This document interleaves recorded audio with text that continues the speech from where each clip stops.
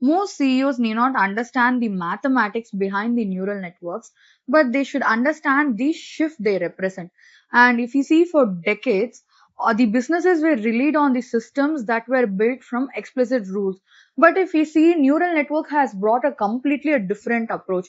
Like instead of being told what to do, they learn from data, and that's why they power everything from Chat GPT and recommendation engines to fraud detection and even forecasting system. But what makes them powerful is their ability to find the hidden patterns inside a massive amounts of information. But there is an important nuance here. Neural networks are exceptionally good at identifying the patterns. We agree. But they are not inherently good at understanding why such patterns exist. But it can predict what is likely to happen. But it cannot help the businesses understand what decisions should be taken. And if we see, this remains as a leadership responsibility.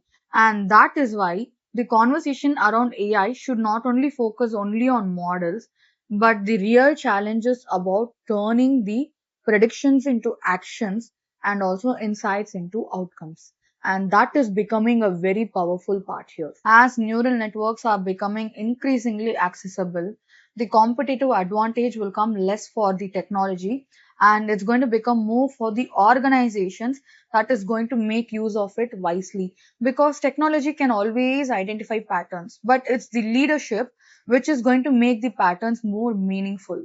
Makes sense, right?